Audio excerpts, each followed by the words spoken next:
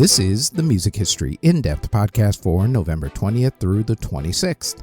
On this week's show, a TV show that helped shape music for the 90s premieres unceremoniously. Two Christmas classics are born, and a controversial song for its time hits number one on the singles chart.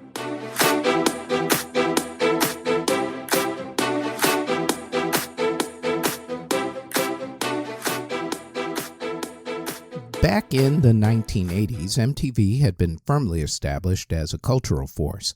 As the 1990s started, what MTV didn't know was that it was going to continue to influence music by riding two different waves. The first was the sound that was bursting onto the music scene known as the Seattle Sound, then referenced simply as grunge music. The second was a folk rock nostalgia alternative rock movement by acts such as Sinead O'Connor, REM, Suzanne Vega, Michael Penn, Toad the Wet Sprocket, Tonic, Travis, and many, many, many others. TV producers Robert Small and Jim Burns got it in their heads that they wanted to do an acoustic concert series with an intimate audience. That idea was nothing new, actually. Elvis Presley pulled that off in his 1968 comeback special. The producers figured it would work now because of the new wave of alt-rock artists like REM, who were suddenly getting popular in the mainstream, and especially after the reception that John Bon Jovi and Richie Sambora received after they did an acoustic set during a time gap at the 1989 MTV Video Music Awards. The popular myth was that the idea was spawned by the Bon Jovi performance. According to the producers, however, that's not entirely true. They say that the show was already in production and was going to showcase up-and-coming artists, but the Bon Jovi performance inspired them to make the show with more well-known artists. On November 26, 1989, the show MTV Unplugged premiered with very little fanfare, as the network really didn't promote it at the time. As evidence, the first episode had the group Squeeze, a group which by then had passed their prime in terms of popularity, at least in America. That show was taped on October 31st, 1989, and aired almost 4 weeks later. The show was given 13 episodes with songwriter Jules Shear hosting. The first shows featured Sinead O'Connor, Aerosmith, Elton John, and Stevie Ray Vaughan. After the initial 13 episodes, the show was renewed, but Jules Shear was relieved of his hosting duties and was not replaced.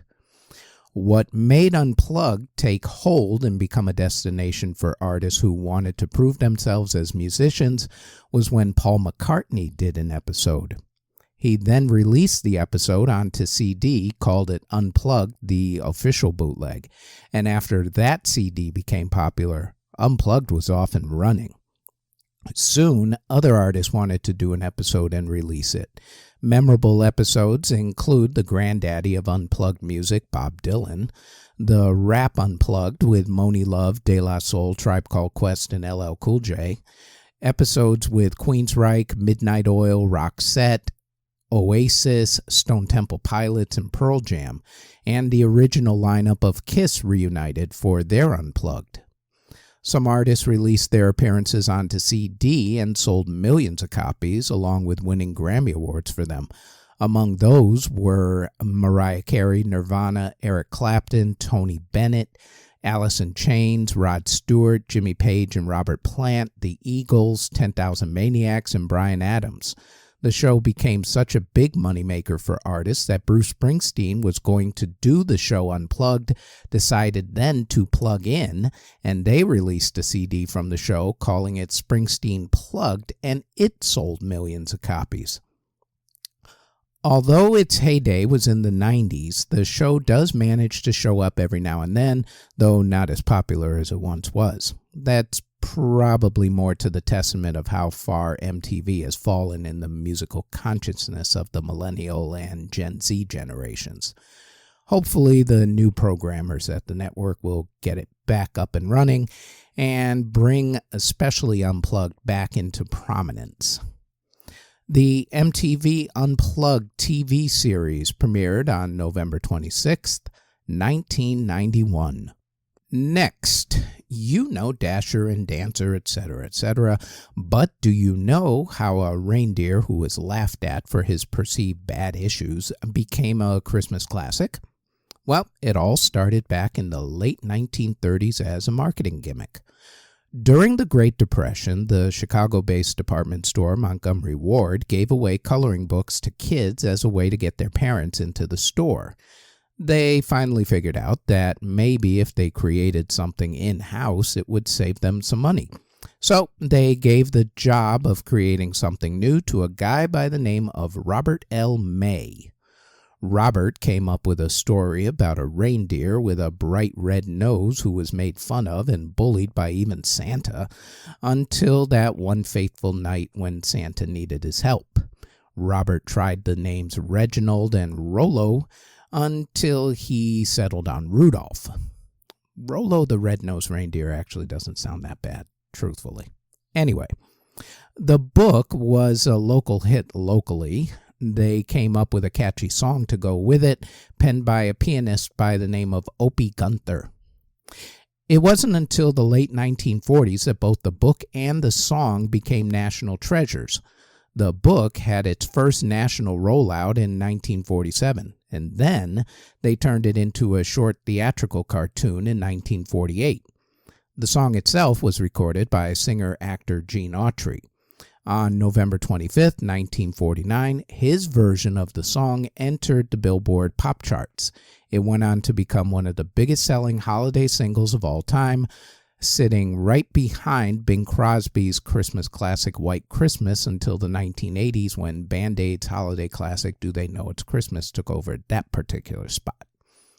What cemented the song and the character in the heads of boomers, Gen X, and maybe even millennials was the Rankin Bass television claymation version of the song. Personally, I still think the whole thing sets a bad example for kids. I mean, it tells them that people are going to make fun of you because you're different, and then when they need you, they're going to be your bestest buddies and come running back begging you to help them. Yo, Santa, now you want my help? What, I wasn't good enough for you before, but because you spent way too much money on those grande-sized meals, you couldn't get a decent set of headlights for that sleigh of yours, so now you need me? You know what, Santa, you can... No, be nice. You know, maybe Rudolph needs a reboot or something. Although somebody, I'm sure, will probably say that it's suddenly turned into a woke thing. Anyway, the song Rudolph the Red-Nosed Reindeer, as sung by Gene Autry, entered the Billboard Singles Chart on November 25th, 1949.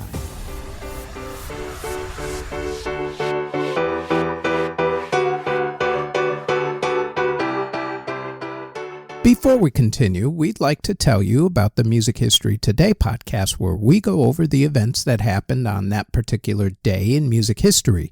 The Music History Today podcast drops every single day, including weekends, on this podcast network. Now, back to the Music History In-Depth podcast.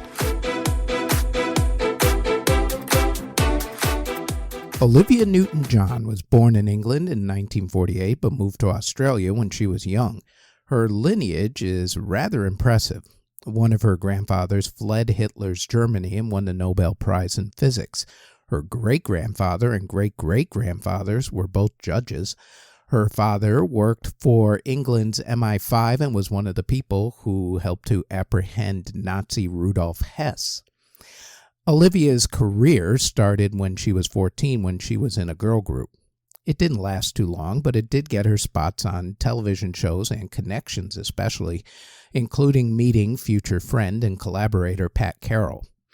During one of those shows, Olivia won a trip to England to record, which she didn't want to actually do, but she was eventually talked into it by her mother. She was kind of lonely. She missed her boyfriend and tried to come back to Australia a few times, but her mom thwarted those plans, determined that her daughter try and see things through, and also probably to keep her away from her boyfriend. You know how moms can get. It helped for a while that Pat Carroll moved to England on a work visa. Olivia worked with famed producer Don Kirshner for a time in a group called Tomorrow, but that group didn't gain much traction.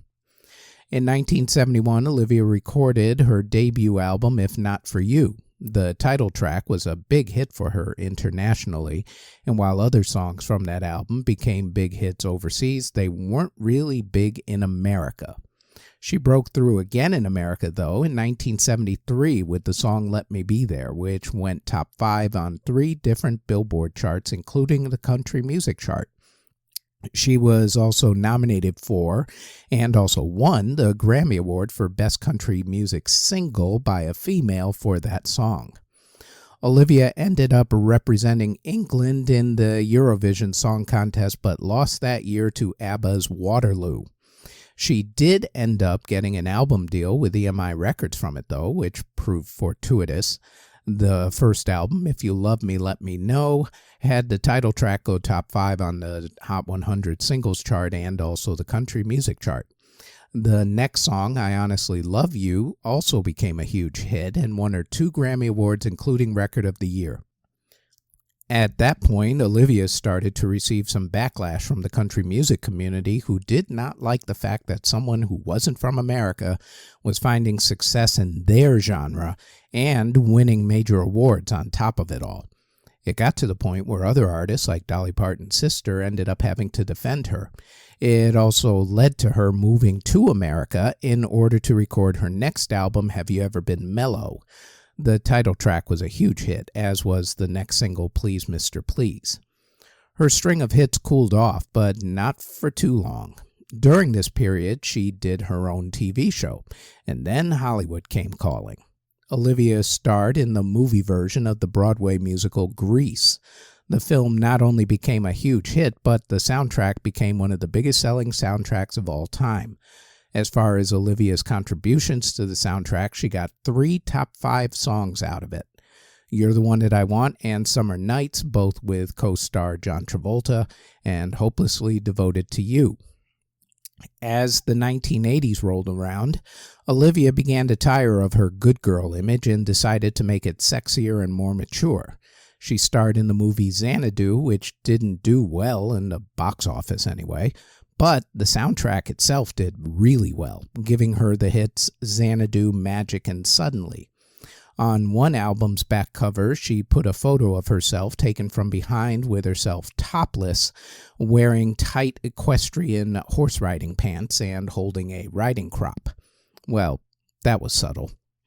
Then there was this #1 smash single that got her into a whole lot of trouble at the time. The song Physical was the first song released off of the album of the same name. The song was written by Steve Kipner and Terry Shattuck. It was originally supposed to be sung by a man, specifically Rod Stewart, due to its suggestive lyrics such as "There's nothing left to talk about unless it's horizontally." Tina Turner was offered the song, but she turned it down. Olivia was offered the song afterwards. Initially, she had also turned it down because she thought that although she was trying to have a much more mature sound, this song might have been pushing it a little too much. Eventually, though, she said yes. Olivia Newton-John recorded the song in January of 1981. Fun fact for you, the guitar solo was performed by Steve Lukather of the band Toto. Physical was released as a single on September 28, 1981, and on November 21st, 1981, the song hit #1 on the Billboard Singles Chart. It stayed #1 for 10 straight weeks, which was the longest stretch at #1 for any song during the 1980s. It was also a top 10 single in 10 other countries, including #1 in 5 of them, including in her native Australia. In America, it was the #1 song of 1982 and the #1 song of the 1980s, beating out huge hits from artists such as Madonna, Michael Jackson, Lionel Richie, U2, Duran Duran, and Wham! It was also the 10th biggest song of the 20th century and the 2nd biggest song of the 20th century by a female solo artist. Although the song was nominated for a Grammy Award, both the song and the music video were controversial for slightly different reasons. The song itself was censored and on some radio stations completely banned for its lyrics. The now iconic music video stirred up controversy for, among other things, Olivia rubbing up against men while wearing a tight leotard, and for two men holding hands. Remember, kids, this was the early 1980s. Ronald Reagan was just beginning his presidency, and conservatism was beginning to take hold in the country. The moral majority, mega churches, and all that. Kind of like today, sorta, kinda. To see the woman known for innocent pop country songs acting suggestively was scandalous at that point, especially when a suggestive gay scene with two men holding hands shows up in her music video. Kind of rubs some people the wrong way. What can I tell you? Physical turned out to be Olivia's last number one song on the Hot 100 singles chart, although she did have a number one song on the dance charts much later. Her singing career cooled off again in the mid-1980s as other endeavors took over. For instance, she became an entrepreneur with her friend Pat Carroll, became a UNICEF spokesperson, a wildlife advocate, and a cancer spokesperson, having fought a battle with breast cancer. She acted occasionally, including on the TV show Glee, along with being a guest judge on RuPaul's Drag Race. She also had the number one hit on the Billboard dance charts in 2015 that I mentioned earlier, when a dance version of her song Magic, this time as a duet with her daughter Chloe, hit the top of the chart, giving her a rarity of having a mother-daughter chart-topping song. She had 2 number one albums, 5 number one singles, and 4 Grammy Award wins. Olivia sold over 100 million records worldwide, making her one of the biggest selling artists of all time.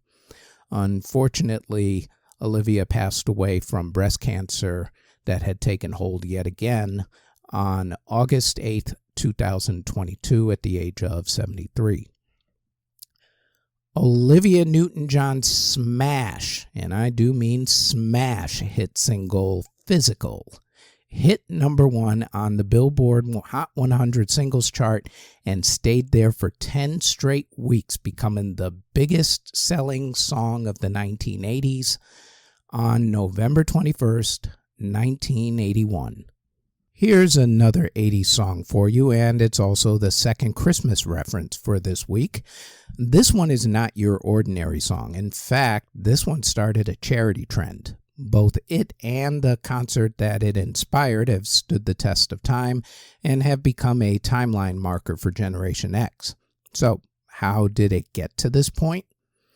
Well, we're going to go back to the mid-1980s when a journalist did a story that planted a seed that made all the difference. Back in 1983, journalist Michael Burke was reporting on a famine in the country of Ethiopia for BBC News. The famine was part of the Ethiopian civil war that had been going on since the Ethiopian head of state seized power in 1978 until he was finally overthrown in 1991. On October 23, 1984, the BBC put one of Michael's reports on the air that struck a chord worldwide. It was about a nurse for one of the relief agencies named Claire Bertzinger. Her unenviable task was to help decide which out of the over 85,000 people at a refugee camp would get the aid that day. And it was her job to put marks on children who would receive the aid that day and would live, while the vast majority would not get marks and would soon die. A 1984 diary entry that she made while she was stationed at a feeding station said, quote, "There are thousands of people outside. I've counted 10 rows and each row has more than 100 people in, and I can only take 60 to 70 children today, but they all need to come in." End quote. It traumatized her so much that she didn't even talk about the experience for over 20 years, finally saying in an interview, quote, "I felt like a Nazi sending people to the death camps. Why was I in this situation? Why was it possible in this time of plenty that some have food and some do not? It is not right." End quote. For her part, Claire retired in 2024 from nursing. Michael Burke's report about Claire and the famine moved the British public so much that people started giving tons of money to organizations like Save the Children. The report was also shown in America, which was unheard of back in the 1980s. This was long before the internet and bandwidth and all that other sort of stuff. So getting anything from England other than the occasional Doctor Who episode was not happening. The report, however, also moved one man into action. Back in the early 1980s, Bob Geldof was known for being the lead singer of the group the Boomtown Rats. Their big hit at the time was the song "I Don't Like Mondays." On October 23, 1984, he and his then-wife, Paula Yates, were watching that BBC report on the Ethiopian famine, and they decided to raise money to help with relief efforts. Bob got on the phone and called his friend Midge Ure of the group Ultravox. Together, they wrote a song. To be honest, it's not the best written song. They were a little cheesy, but that wasn't the point of the song. The point was to make money. So, Bob and Midge got together, a bunch of their famous friends, and on November 25th and 26th of 1984, a group of artists got together at Sarm West Studio in Notting Hill, London, England. All of the artists gave their time. They brought their own food and recorded a charity single called "Do They Know It's Christmas?" The group was a who's who of the British music scene. Artists like Bono, George Michael, Paul Young, Duran Duran, Spandau Ballet, Status Quo, and Sting were recruited. Phil Collins showed up with his drum kit. Boy George flew over from America on the Concorde airline jet just to sing on the track. America was represented as well, as Kool and the Gang were in town, and since they were on the same record label as Geldof's group, the Boomtown Rats, they also got the invite. The intro to the song, by the way, is a drum sample from the Tears for Fears song, "The Hurting." The official lists of artists who participated on Do They Know It's Christmas are vocalist Robert Kool Bell of Kool and the Gang, Bono from U2, Pete Brisket of the Boomtown Rats, Adam Clayton of U2, Phil Collins, Chris Cross from Ultravox, Simon Crow of the Boomtown Rats, Sarah Dallin from Bananarama, along with Siobhan Fahey of Bananarama, Johnny Fingers of the Boomtown Rats, along with, of course, Bob Geldof, Boy George of Culture Club, Glenn Gregory of Heaven 17, Tony Hadley, John Keeble, Gary Kemp, and Martin Kemp, all of Spandau Ballet, Simon Le Bon of Duran Duran, Marilyn, the singer that is, George Michael, of course, John Moss of Culture Club, Steve Norman of Spandau Ballet, Rick Parfitt of Status Quo, Nick Rhodes of Duran Duran, Francis Rossi of Status Quo, Sting, Andy Taylor, John Taylor, and Roger Taylor, all of Duran Duran, James J.T. Taylor of Kool and the Gang, along with Dennis Thomas of Kool and the Gang, Midge Ure of Ultravox, Martin Ware of Heaven 17, Jody Watley of Shalimar, and also of solo fame at that point, Paul Weller of the Style Council, Karen Woodward of Bananarama, and Paul Young. There was spoken B-sides, actually, from David Bowie, the band Big Country, Holly Johnson of Frankie Goes to Hollywood, and Paul McCartney. The other musicians on this song were Phil Collins on drums, John Taylor on bass guitar, Midge Ure doing the PPG wave and the Yamaha DX7, the Oscar and drum tracks programming, since most of the song was basically electronic. Do They Know It's Christmas was released on December 7th, 1984, and went on to become one of the top 5 biggest selling singles of all time, raising over $8 million for famine relief. The time frame from the BBC report being shown to the song coming out was right around 5 weeks. That's it. The song also inspired USA for Africa's We Are the World, which was written by Michael Jackson and Lionel Richie, along with Live Aid, of course, Farm Aid, Hands Across America, and every other charity song and concert ever since. Do They Know It's Christmas has been covered 8 different times, including a 2024 version with Band Aid 40. The recording session for the original Band Aid song, Do They Know It's Christmas, was held on November 25th, 1984.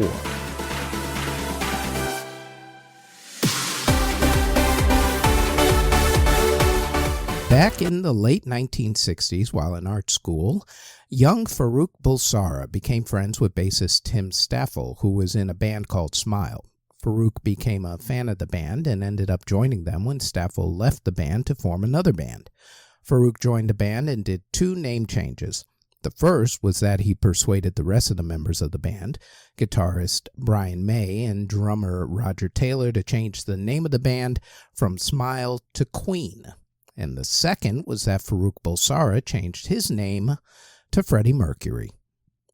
Queen played with different bassists for a couple of years until they found the perfect bassist in John Deacon. In 1973, the band signed a record deal and released their debut album, Queen. The critics liked the progressive metal sound of the band, but the public didn't find the album, even with the now well-known lead single from that album, Keep Yourself Alive. Their second album, Queen 2, found success, both with critics and the general public. That album actually had the classic song, 7 Seas of Rye. In 1974, the band released Sheer Heart Attack, which gave them even bigger success with songs like Killer Queen, Now I'm Here, and Stone Cold Crazy. Album number 4 came around in 1975. A Night at the Opera became a worldwide smash. The album had the hits Love of My Life, You're My Best Friend, and, of course, Bohemian Rhapsody. In the 1980s, the group Queen ruled the charts. They had developed their music and concert performance into a heavyweight show that could not be missed, led by Brian and Freddie. In 1986, they had gone on their Kind of Magic tour. That's the tour that gave us the Queen Live at Wembley concert film that you may have seen. The band decided to work on some side projects and then get back together to record their next album, The Miracle. It was during this time that things began to change for the worse. Someone leaked to the press that Freddie had an HIV test done. Freddie denied to the press that he had had one done, a habit that would continue for the next few years until it could no longer be denied. Freddie was diagnosed with HIV back in 1987. At the time, HIV and AIDS were unknown and misunderstood diseases. They carried a huge stigma and were seen by a lot of people, especially Christian conservatives, as being, quote, God's punishment for gay people and drug users, end quote. 2 groups who were perceived by many ultra-religious people as having the most cases of AIDS. It made sense at the time that in order to maintain his privacy that he would deny having AIDS despite an extremely ruthless British press hounding him and his former lovers outing him. By the time the album The Miracle came out, Freddie's appearance had changed. He began looking frail. The group decided to push on even though they couldn't do any tours or many public appearances with the album Innuendo. During the making of that album, the effects from the virus were beginning to take hold. Freddie could only work on the album an hour or 2 at a time. 2 songs that were very poignant at that time on the album were the songs The Show Must Go On and These Are the Days of Our Lives. When you listen to those lyrics, you know that Freddie knew that the end was near, and that was his way of saying goodbye to his fans. The band wanted to release the album by Christmas of 1990, but couldn't make the deadline due to Freddie's worsening condition. Finally, the album came out in early 1991. When they made the music video for These Are the Days of Our Lives, they put it in black and white in order to minimize just how sick Freddie was. On November 23rd, 1991, while Freddie was on his deathbed, the band put out a press release announcing that Freddie had the AIDS virus. The band, close friends and family, kept watch over Freddie. It was when Dave Clark of the Dave Clark Five, who was a close friend of Freddie's, was watching over him that Freddie breathed his last breath and passed away on November 24th, 1991. The world has not seen a frontman who combined charisma, showmanship, and an extremely powerful voice like Freddie ever since. And Freddie is still missed to this very day, especially by me. The announcement that Freddie Mercury contracted the AIDS virus on November 23rd, 1991, followed by the death of the immortal Freddie Mercury on November 24th, 1991. Robert Johnson is one of those artists who, when it comes to his life, it's kind of tough to tell fact from fiction. That's because not a lot of his life was documented. In death, he has obtained legendary, almost mythical status. Here's what's known about him. Robert Johnson was born on May 8th, 1911 in Mississippi. In 1929, he was married, but his wife died soon thereafter while giving birth to their child. It was at that point that Robert decided to become a blues guitarist. He fathered a child with another woman and married yet another one who again died while in childbirth. From 1932 to 1938, Robert helped to develop and define the Delta Blues while playing every juke joint from Memphis all the way down to Mississippi. Robert was quite the ladies' man, with literally a woman in every city, with none of them knowing about the other ones, because remember, kids, no internet or social media at that time for anybody to put you on blast. So Papa was a Rolling Stone, as they say. For all his playing, though, Robert released very few records. On November 23rd, 26th, and 27th, 1936, in room 414 of the Gunter Hotel in San Antonio, Texas, Robert had his first set of recording sessions for what would become the recordings that he would be known for. A&R guy and producer Art Satherley was the executive producer for the sessions. Don Law produced the actual sessions for Vocalion Records, with recording engineering duties being performed by Vincent Liebler. 16 songs were recorded during the San Antonio recording sessions. Supposedly, Robert was so shy that he faced the wall while recording. However, a 2019 biography on Johnson refutes that claim. One of the songs that was recorded during these sessions was Crossroad Blues, which was the third song that was recorded on the 27th, and which Eric Clapton would do a couple of different versions of with his various groups. Eric just simply shortened the title to Crossroads. It was also the song that would become pivotal to his legend after his death in 1938. Robert would have another set of recording sessions on June 19th and 20th, 1937 in Dallas, Texas, where he recorded 10 more songs. Between all of the recording sessions, 59 versions of these songs were recorded, 2 takes for each song, with one song having a third take. 42 versions have been found so far of all these songs. No one knows what happened to the other versions, though. Of the many myths and legends about Robert, the most famous one probably concerns his deal with the devil at the local crossroads, which was supposedly at the intersection of Route 49 and 61 in Clarksdale, Mississippi, and where Robert supposedly sold the devil his soul so that he could gain success. There's even a statue where the event supposedly took place. Robert's friends and relatives have said that he made the deal with the devil by playing secular music instead of gospel, and that his wife's dying while in childbirth was punishment for that fact.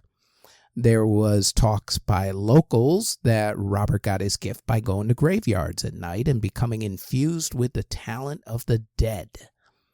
While it's a great story and extremely debatable, it did lead to the aforementioned song called Crossroad Blues, so at least a good song came out of the whole story. Even Robert's death is shrouded in mystery, as he supposedly died from unknown causes on August 16, 1938, with no autopsy and with no public announcement. Some people say that he was poisoned by a jealous husband or boyfriend of one of those many conquests he had while performing in a bar a few nights earlier. Others say that the devil just simply came to collect on his deal. It is also ironic, given the story, that even if that story about him selling his soul to the devil in order to gain success is actually true, if, I say, Johnson's success didn't actually come until long after he had passed away on August the 16th, 1938 at the age of 27, because it was the re-release of the King of the Delta Blues Singers LP in 1961, along with his box set, Robert Johnson, The Complete Recordings, in 1990, that actually gave Robert his newfound notoriety and his biggest success. Now, while his life and death are surrounded in myth, his influence on the genre of rock is unquestionable. When you think of the Delta Blues, for instance, you really only think of Robert Johnson.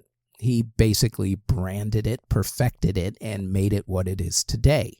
I would highly suggest that at the very least you get the 1990 box set, The Complete Recordings. It is a must-have in any music lover's collection, and it really doesn't cost a whole lot. It has 42 found songs on it, and at last check, you could buy the entire box set for somewhere around $20.